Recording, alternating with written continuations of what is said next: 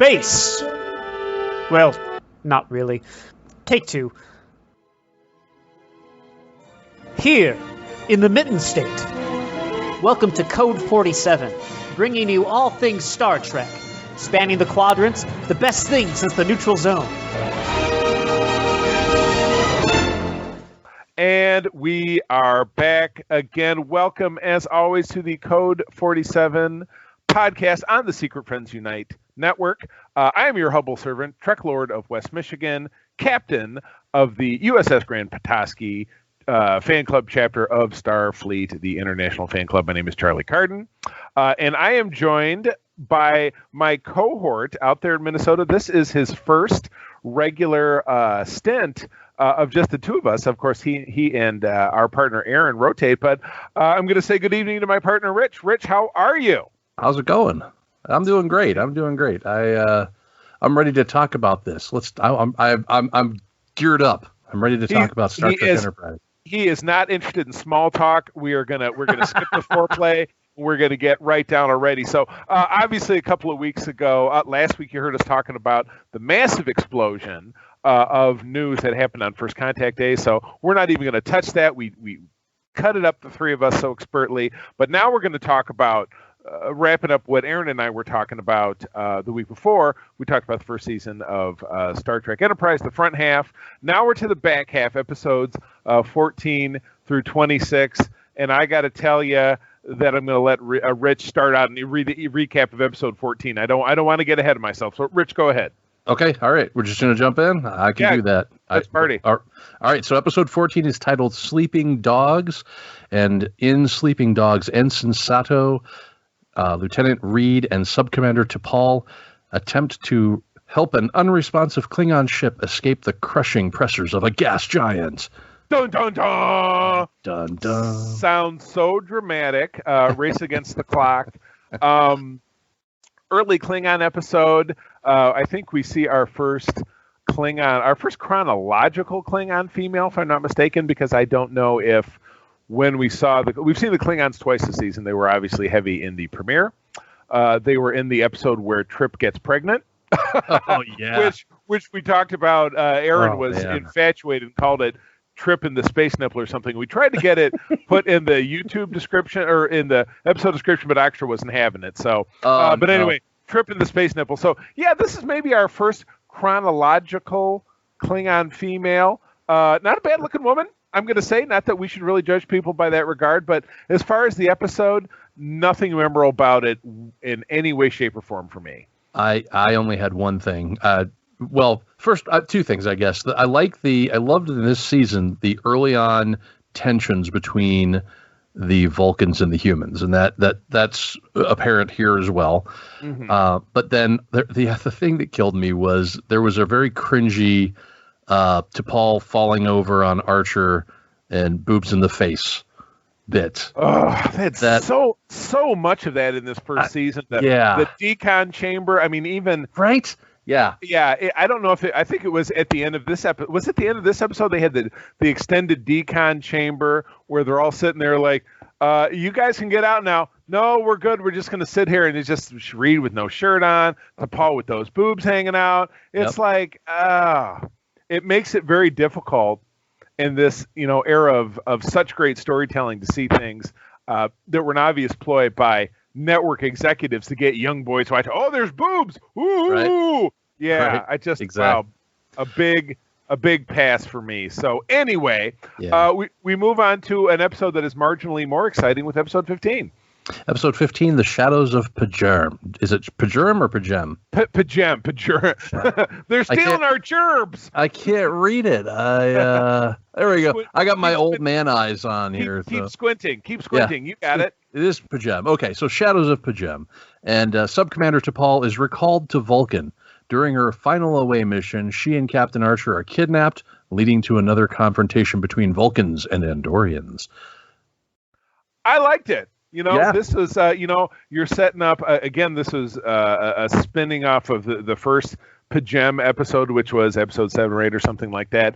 Something that was established in this that never really got touched in the original series was that before the founding of the Federation, which there were 5 worlds, there was, let's see if I remember from memory, Earth, Vulcan, Andor, Tellar, or the Tellarites, and Alpha Centauri, which I think was actually an Earth colony. Those were your 5 founding worlds of the Federation. So these two were obviously 2 of them.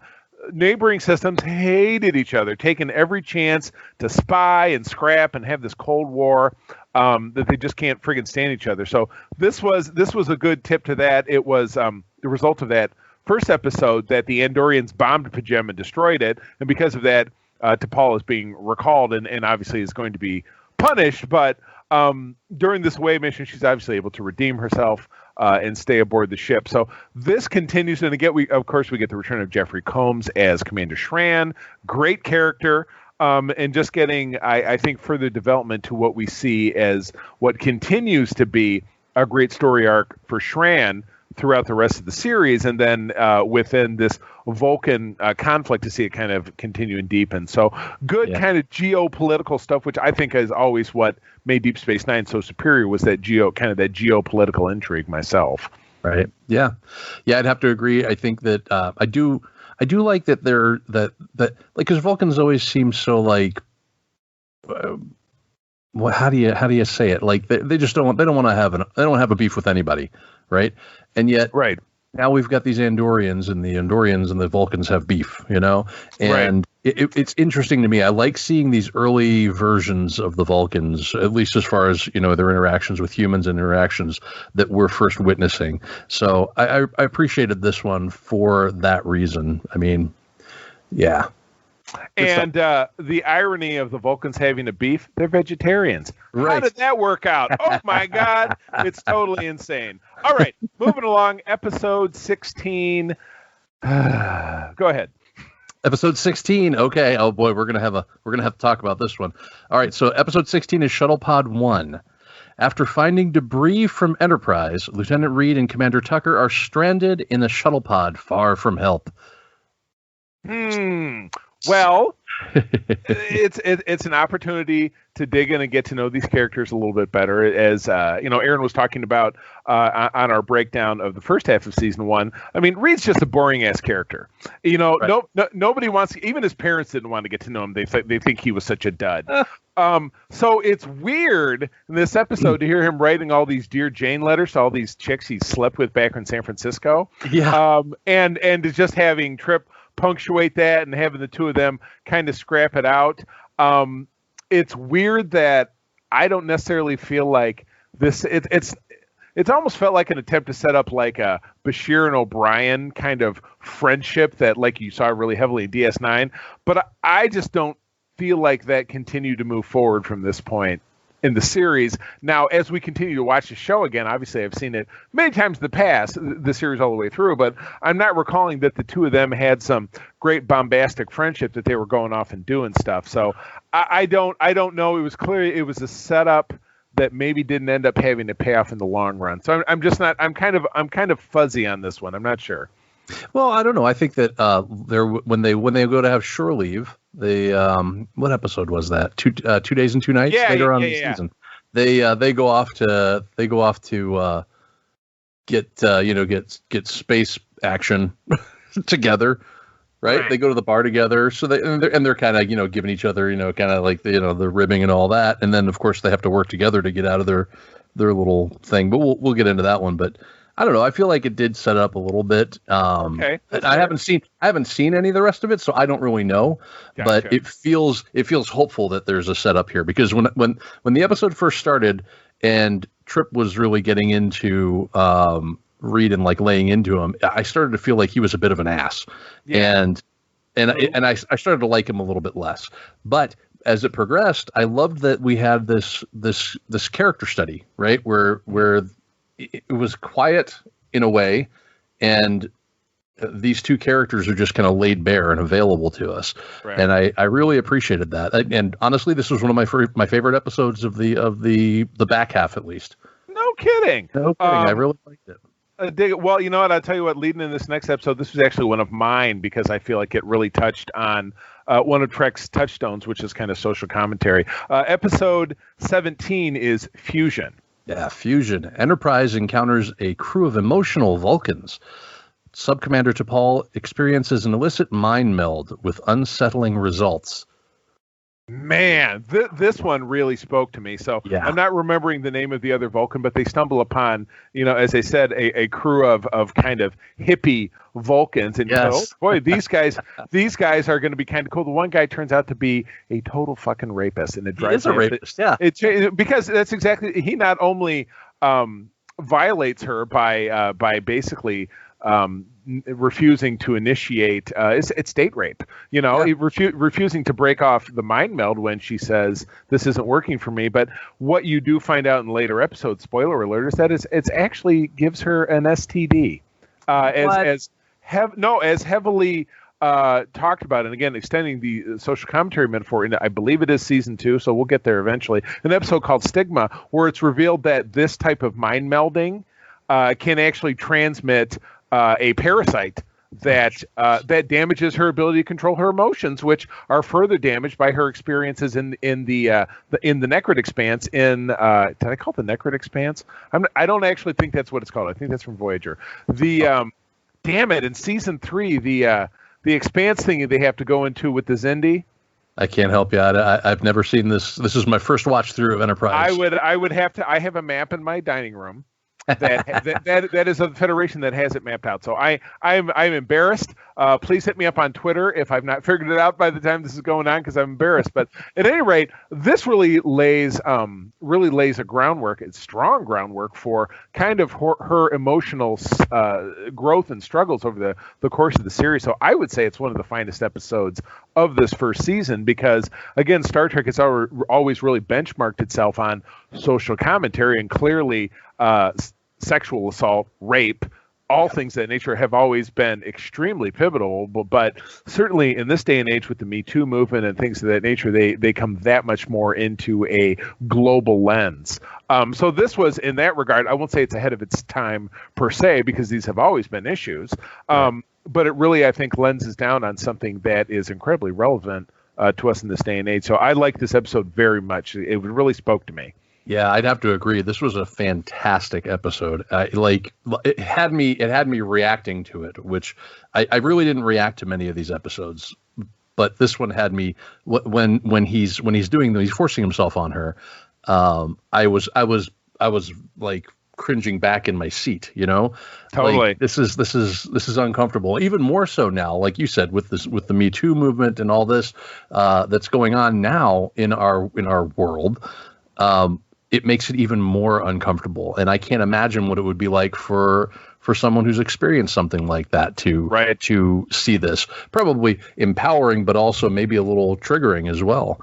But I have no doubt about it. There's no doubt about it. So this one, I think in this day and age, would carry a warning if it was rebroadcast, and totally should be. So wonderful episode. Not so sure I can say that about episode 18, because it kind of felt run of the mill. So this would be Rogue Planet. Yep, Rogue Planet. While exploring an uncharted planet, Enterprise crew members encounter a group of aliens who are hunting down indigenous creatures, wraiths, for sport.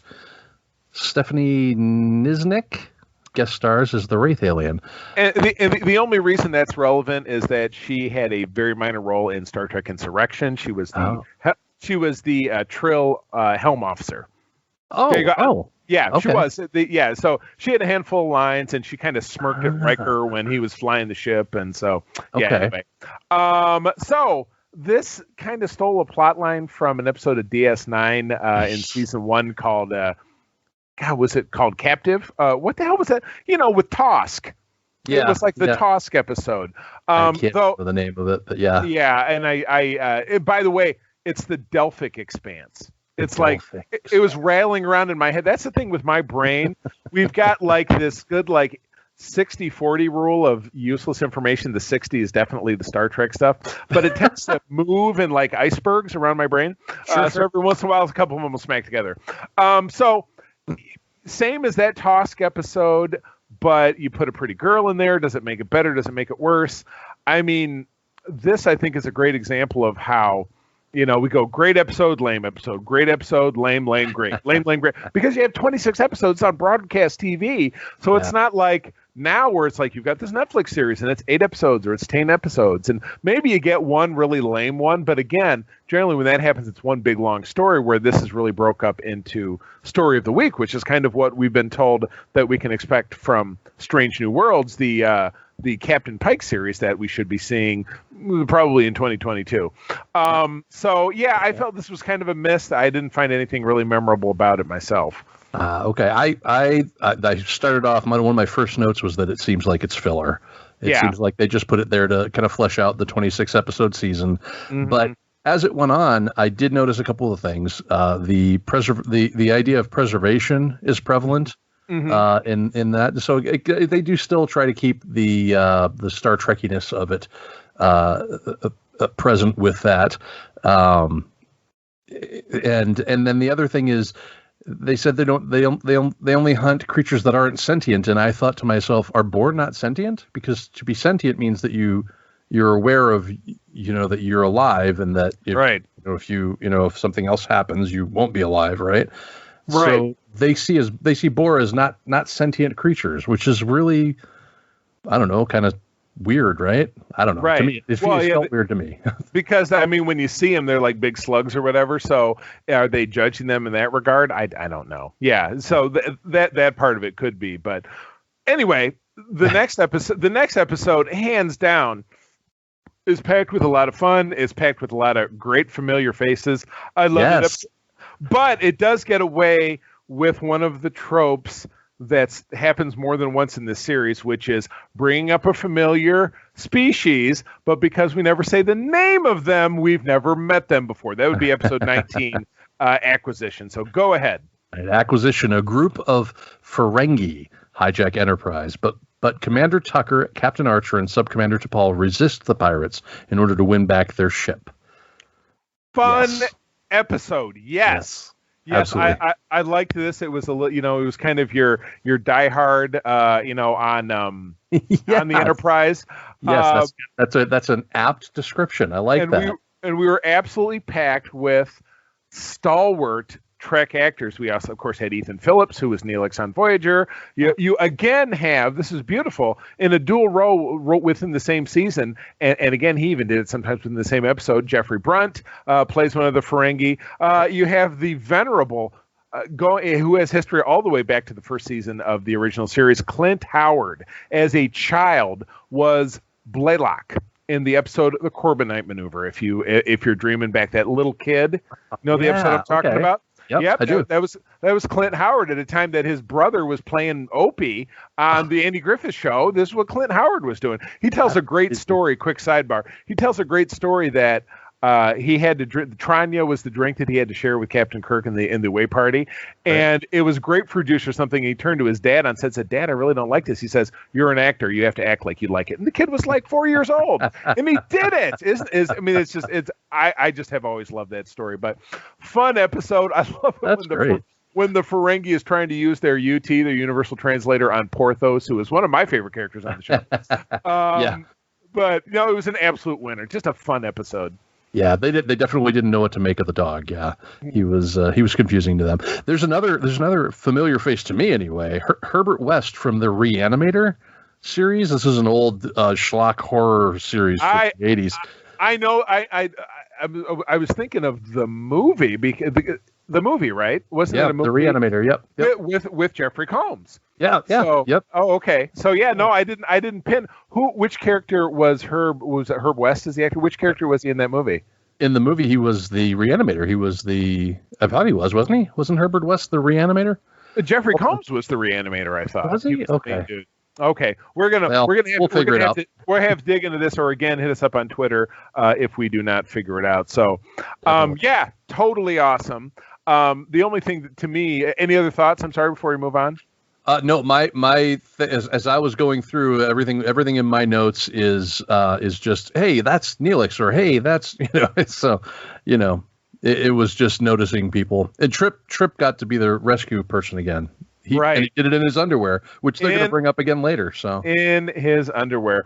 Well, those guest stars are all great, but nothing trounces in this next episode, which could potentially otherwise kind of forgettable. But episode Oasis giving us the superb Clancy Brown.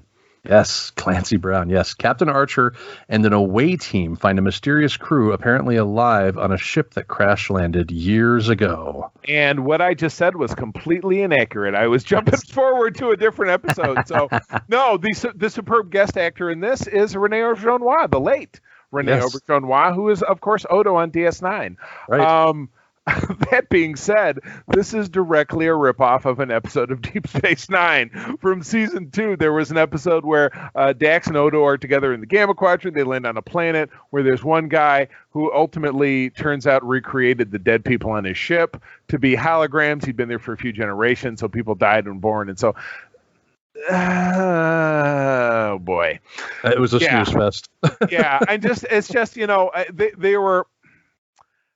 they were a little early and a little late at the same time to be just rehashing, like, let's just, DS9 wasn't that popular, particularly in the first 3 seasons. Let's steal this plot line and see if anybody notices. Well, we did. And it sucks. So that's almost as embarrassing as me screwing up the guest stars. But speaking of a cavalcade of guest stars, they do not stop headed into episode 21, which is Detained. Yes, Detained. Detained. In the episode, Captain Archer and Ensign Mayweather find themselves imprisoned on a Suliban internment camp run by the Tendarians. Now, great social commentary, because you've got, and they make direct references to Manzanar from World War II, the Japanese internment camps that happened in Southern California largely. But what really drives it home is your primary guest star is a post-Quantum Leap, but pre-Battlestar Galactica, Dean Stockwell. Yes. Obviously, Scott Bakula's co-star for 5 seasons of Quantum Leap. To me, and we've talked about this on SFU, Oxtra and I have, as being an absolutely evergreen, timeless show that I think, probably primarily because it was set in the past, and it was easy enough to dismiss, like, oh, it's 1999, and he has an iPhone that blinks and all this different shit. The rest of it, thematically, and the way that show was written, I could watch it on a loop. I loved that show so much. It was absolutely fantastic. So, I thought this was a great episode for commentary, and really, Colonel Grat was the name of Stockwell's character, was absolutely a great phony baloney. Oh yeah, everything. We've detained them, but they're having a trial. Come to the planet. Blah blah blah. Oh, it's going to be delayed. Oh, it's this and that. So just a typical political strongman BS. Right. He absolutely pulled it off. I think he did a great job. Yeah, he's always good. I just think he's always good. And he's one of those character actors that you're going to get that kind of performance out of him too. He's always going to be able to pull something out of that treasure trove of experience that he's got. Absolutely. Yeah. One of the things that I really liked about this, though, is that it felt so relevant to today. Even though, 20 years ago, it was still relevant, because 20 years ago, or whatever it was, it would have been 19 years ago, maybe 2001, 2002.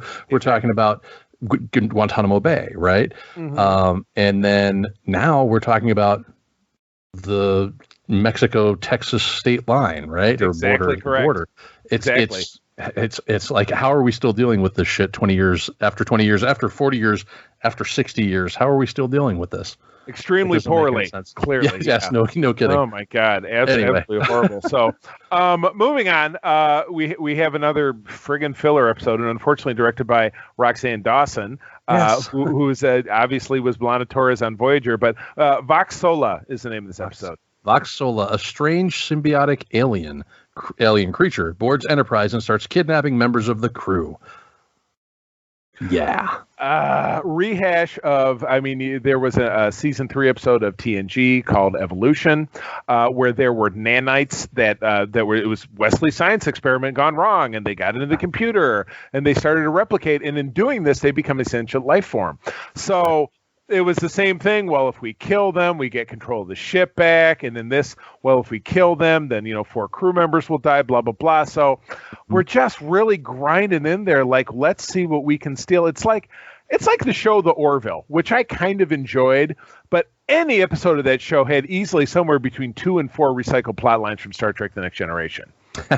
and that's really what a lot of the season feels like. So yeah, this was to quote Randy from American Idol, it's a no for me, dog. It's a no for me, dog. Nice. The first thing I thought, and the first thing that I wrote down was, I'm going to be waiting for baby aliens to come splashing out of these people's chests.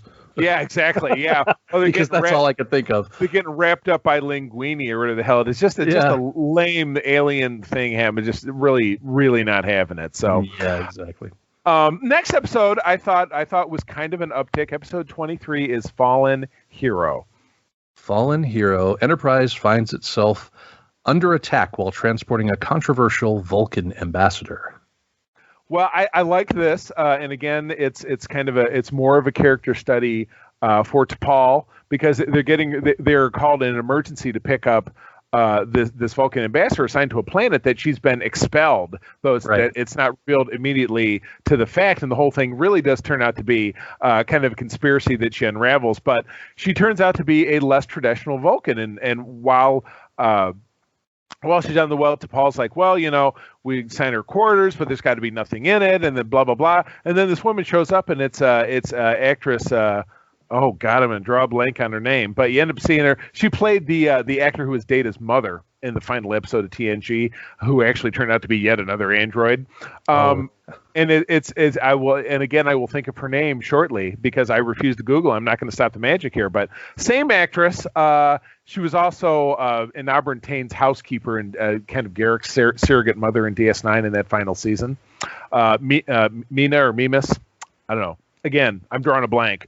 But my point is, a great episode, kind of breaking conventions. T'Pol is seeing that, much like with, unfortunately, those emotional Vulcans, the one guy who turned out to be a rapist, she's seeing that there's more flavors of the rainbow to being a Vulcan than to simply being like, you got to be logic, and you got to meditate every day, and you got to deny your emotions, and have sex once every 7 years. We're going to find out that's not really how that works for T'Pol. When we get a little later into the series, she's the character, in my opinion, that has the biggest arc of growth, I think. And there were a lot of little glimpses of that in this first season that I really enjoyed, and I thought that this was a good piece of it. So anyway. Interesting. Okay. Yeah. And I like this because we see more of the human Vulcan relationship kind of moving towards where it's going to eventually be. Right. And so I appreciated that. I do appreciate that I like the Vulcans that aren't trapped by the confines of these strict rules, right? Right, totally. And it makes me I'm not a strict rule person myself. So, the Vulcans, while I like them, the ones that kind of branch out a little bit, well, maybe except Cybok, but the ones that branch out a little bit are more more my cup of tea. So it's encouraging to hear that Paul's going to head that way. So absolutely, because if every Vulcan was like Spock, a little bit, but then you had Tuvok and Voyager, who was just very by the book, but every once in a while it would peek out, and then even with Tuvok, you learned that there was a period in his youth where he was quite rebellious, and he was infatuated with a human girl, and he was going to walk all of it away to be away with her. But that was an episode that took place very late in the series, so in a lot of ways, for 6 seasons, he was just as boring as shit. Didn't really do anything that was worth paying attention to. So, it's good that, like I said, they're starting to pull out, not saying, well, she's another Vulcan and blah blah blah blah blah. So, they get they kind of put a little beef into the vegetarian stew. Yeah, exactly. Like that. You like that? That was good. So finally, the Clancy Brown episode is episode 24, which is called Desert Crossing. So go ahead, please.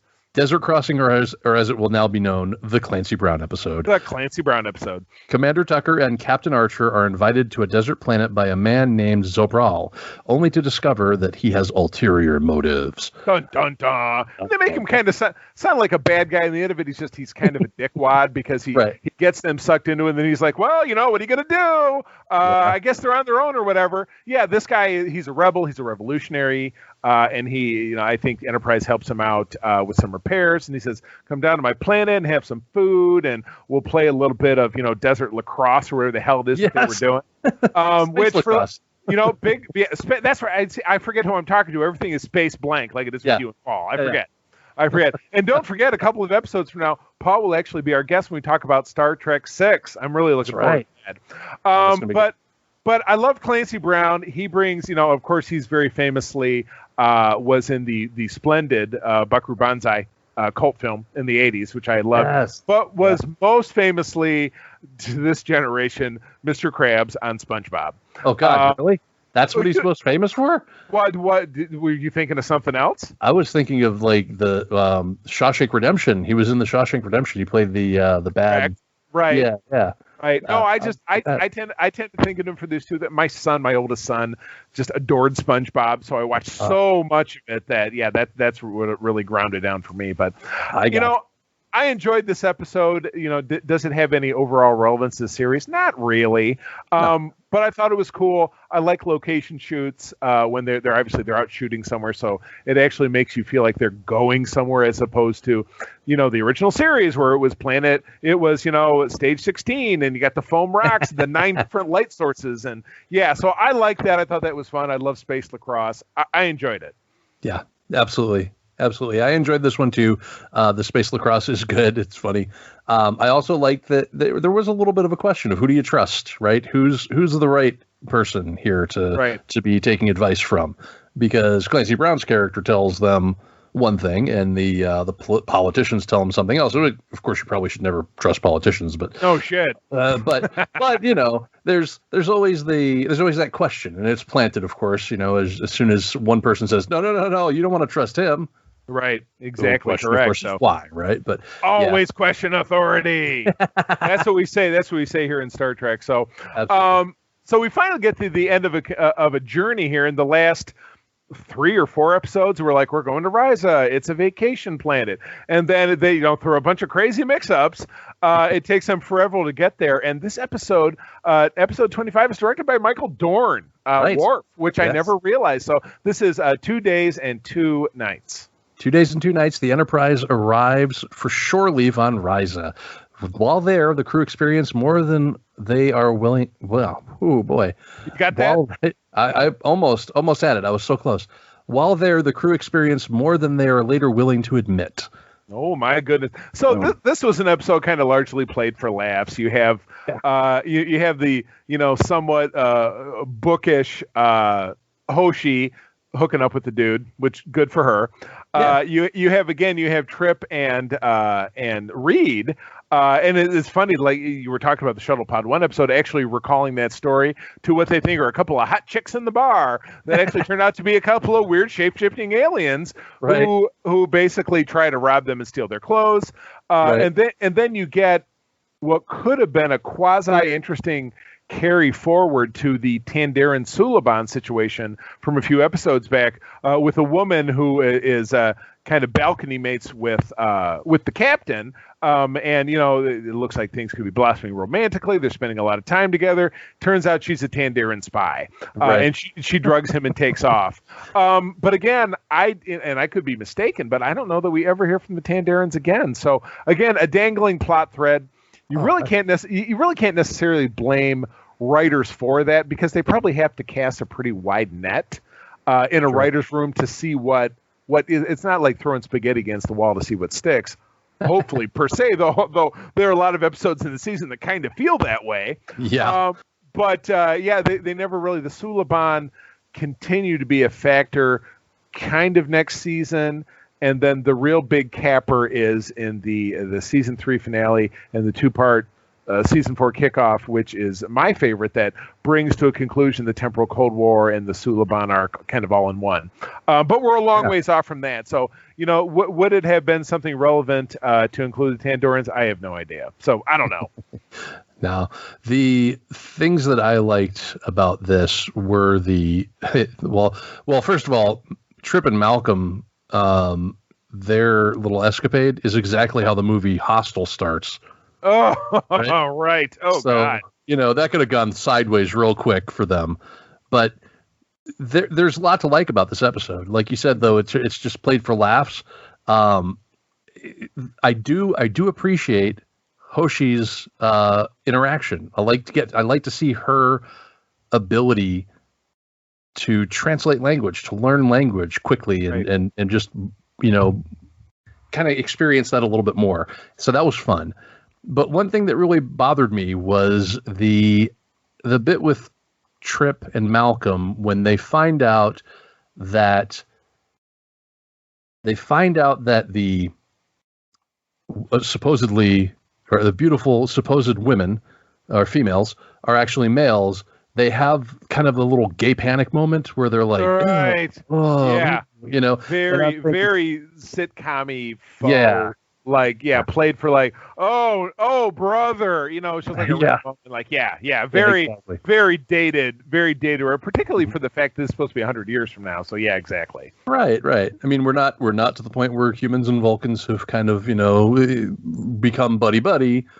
So, these morals and these codes aren't really going to, kind of be there at present, but it still feels a little like, hey, oh boy, okay, well, all right, I guess that's the sign of the times. Yeah, exactly. So yeah, definitely a dated piece, but and for the fact that this was on UPN, which was otherwise famous for really shitty urban comedies in a lot of ways. So I don't know that it has anything to do with it, but it kind of feels at home with that type of humor. So sure. Anyway, so moving on, ending the season, in my opinion, with a bang. Episode 26 is Shockwave Part 1. Yes. Enterprise is recalled to Earth after the crew is blamed for the accidental destruction of a colony world. En route, it is hijacked by Suliban, and Captain Archer is trapped in the future. Ooh, I love it. The first season 1 cliffhanger. Let me see if I'm doing my mental math correct, in Star Trek history. So great stuff. Yeah, so the Enterprise, a small outcropping of our regular group is headed down to a colony. There's a big explosion which killed something like 3,500 colonists down there. And it turns out that the entire thing was a setup by the Suliban to frame them for this, to get their mission stopped, because we remember, of course, that the Suliban, the Cabal, is taking their orders from the future. And so obviously whoever is manipulating events wants Enterprise out of the picture, because as we learned, Jonathan Archer and the entire crew continue to play a pivotal role in the development of the Federation. So I really like this, and in terms of, much like was greatly enforced by Avengers Endgame, when someone dies, they don't really die in the Thrax of time, because Daniels, who died in the first half of the season, is back because he's this eternal spaceman. Right. But yeah, when the Enterprise is finally surrounded by the Suliban, and they said, okay, we'll let you go, but Archer has to surrender himself, and he goes to climb in the shuttlecraft to leave the ship. And he says this, tearful-ish farewell to everyone. He disappears into the future, the 32nd century, which it's funny, if you watch Discovery now, there are little nods and winks to the temporal Cold War. I've learned just by doing some reading. So, but it's very subtle. But anyway, when he arrives there, the planet he's on is only he and Daniels are there, and everything else is devastated. Right. So that's kind of a disadvantage to us formatting it in this way, because we won't revisit this again until we get all the way back around to season 2. So, Rich, as a first-time viewer, I would not forsake you to go ahead and watch that episode. Just don't tell me anything about it. Oh, yeah. I don't know if you'll be doing the follow-up to this with me. We're scheduled out pretty far. But, of course, everything gets thrown off once we get to August and we finally get which we talked about last week, new episodes of a Star Trek show, in this case Lower Decks. And then it's my impression, just like in 2020, we'll hopefully also get season 4 of Discovery to follow that. So starting from August, we'll simply be talking about one new episode a week in depth. Yes. As opposed to doing this, so just really turning it over and over, and then talk about some news stories. So, well, hopefully we get to this sooner rather than later, because this was a fantastic episode. Oh, absolutely! Like I said, you go right ahead and watch it. But yeah, what were your thoughts, please? So I like the. I wrote down after Archer climbed into the shuttle and he gets shunted into the future. I wrote down, did he just do a quantum leap? And I was probably thinking of his co-star from a few episodes before. But anyway, the cliffhanger was fantastic. Like, I wasn't expecting to be pulled into it that much. But by the time it was over, by the time we get to the point where Daniels, he says to him, that's the thing, all the equipment to send you back, it's all gone too. It's been destroyed. So Right, we're right. stuck here. I literally thought to myself, well, I'm going to watch the next episode right now. Oh, dude, yeah, and by all means, I mean, I certainly do not want to restrict your ability to do that, because, as you know, I don't even know if you and I will be breaking down the first half of season 2 together. So, but it just seemed like, you know, and maybe we need to amend this so that if it's a cliffhanger, we carry the other, we cover the other half of it, because it's like, you know, we'll get to season 3 of TNG and it's the Borg two-parter, and we're going to say, oh, and then this thing happened, and then now we can't talk about it anymore. So, yeah, maybe it would make more sense, but as we're not explicitly prepared to do that, we will amend that for the next cliffhanger that comes around. I'll make a judge's ruling on that for next time. Sounds good. We'll do that. So, so that's the conclusion of season 1. So I assume, you know, even though Aaron and I talked about the first half, I assume that you watched the first half as well? I did, yep. Okay. So, you know, looking at the season as a whole, 26 episodes, if you were to give it a rating on, you know, 1 to 10 Vulcaneers, how many Vulcaneers would you pick? This one I would probably give, I'd give it a solid 6. There were some really good episodes. There were some real snorers, but but I think there was more good in it than bad. And I didn't know what to expect going into it. Honestly, the reason that I steered so far away from it originally was because I didn't think that it was relevant. I didn't think that there was going to be anything interesting to say about like the beginning of the Federation. Right. My heart and soul is in, you know, the Voyager, Next Generation, you know, Deep Space Nine era, you know, right? And so coming to this and really getting to experience it for the first time without any spoilers, I never paid any attention to it. Was a lot of fun, and it's a neat little discovery for me. Oh wait, no, it's a neat little enterprise for me, I guess. Yeah, there you go. Yeah, don't you don't need to get too far ahead of yourself. So yeah. I'm probably with you. I would probably, you know, certainly at the time, and again, this was, as I mentioned in the kickoff to this was the first Star Trek series that I watched as an adult, because I was out of college. I had already been married and divorced, and I had a son. So I was a grown up by the time I was watching this for the first time. So, you know, you approach it with different eyes. I mean, I was 11 years old when TNG came on. I was almost 19 and in college when Voyager came on, and then so I was 25 when this show came on. So I was an adult doing adult stuff, and so you just tend to look at stuff a little differently, and you tend to look at the social issues, like in the episode Fusion, a lot differently, because again, you've lived some life and you've understood some things about kind of how the way the world works. So, yeah, I would probably go 5.5, 6 myself, because I feel like when they got it right, they really got it right, but the filler episodes were super drab and boring, and it's just a plot recycling. It's like, you know, I mean, I know we've been doing Star Trek for, you know, 35 years at this point, but I mean, guys, it's not like I'm going to forget that you not only stole a DS9 episode where Odo was one of the main characters, but then you remade it where the actor who played Odo was the main character. I mean, the snake eating its tail, eating the snake's tail. Just it's a bad scene. Well, is that unforgivable in your mind? Like the idea that they're willing to recycle a plot. I mean, Star Trek fans are known for being voracious. We love our brand. We love Star Trek, right? Right. And do you really think you're going to pull one over on people? Yeah, it's just a thing. And you've got one of the most ardent fan bases in all of fandom, and you're not going to hornswoggle them. Now, the thought is, like, if you made something compelling, would you get a first-timer? But a recycled plot line, maybe to the uninitiated, maybe it could be compelling, but I just don't really see how. I thought that and some of the other filler episodes within this just did not cut the mustard. It just really did not get it done. So anyway, well, because of the nature of the fact that we really slammed the news in last week's episode, which was talking about all the news we got on April 5 on First Contact Day, that is kind of the end of our show. So Rich, cue up the band and take us on out of here. Cue up the band. All right. So we've got, for more information about Starfleet International in Michigan and beyond, please visit Grand Petoskey and or Nomad on Facebook, or USS Grand Petoskey or USS Nomad on Facebook. Mm-hmm. And our Code 47 podcast is part of the Secret Friends Unite podcasting network and is produced by Todd Oxtra. My little buddy. Yes. So, no, friends, thank you for joining us. We are, of course, a part of the Secret Friends Unite podcasting network, including this wonderful show, Code 47, talking about Star Trek every Monday. The Holocron Chronicles is bi-weekly on Wednesday. That is myself and our Canadian friend Mark talking about Star Wars. The opposing Wednesday is Co-op Mode, a video game podcast with Todd and Mark. And then Todd and I, friends now for 26 years, and the last 7 of them making this wonderful podcast about geek culture called Secret Friends Unite, your guide to the geek side.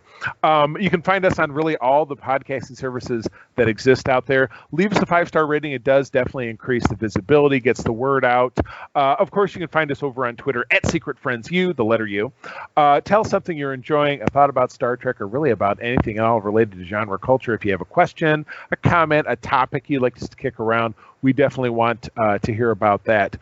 We've got a great store on TeePublic. I was just chatting up Rich here in the pre-roll about the fact that we've got a store for Secret Friends Unite and actually also for the Grand Petoskey, which gives you the opportunity to show your love for both our podcast network. We've got all of our shows represented, and over on the Grand Petoskey, of which Rich and I are both members, of all our different brands and units and stuff. They make T-shirts, hoodies, coffee mugs, travel mugs, stickers, notebooks, wall art, everything but hats. That was Rich said. So why don't we have hats? Everything but hats. I'm going to send them a note and I would say, what about the hats? But at any rate, go there. They have a couple of sale windows coming up. So just kind of keep your eyes peeled. But regardless, proceeds from that actually go right back to actually support the podcast in some of our endeavors and things that we have coming up. So definitely please go out there and support us. Show, I always almost forget, show is also available mirrored on YouTube. So please subscribe to our YouTube channel. So friends, one more time, thank you for joining us. I'm going to tell you as always that sharing is caring, and to keep on trekking.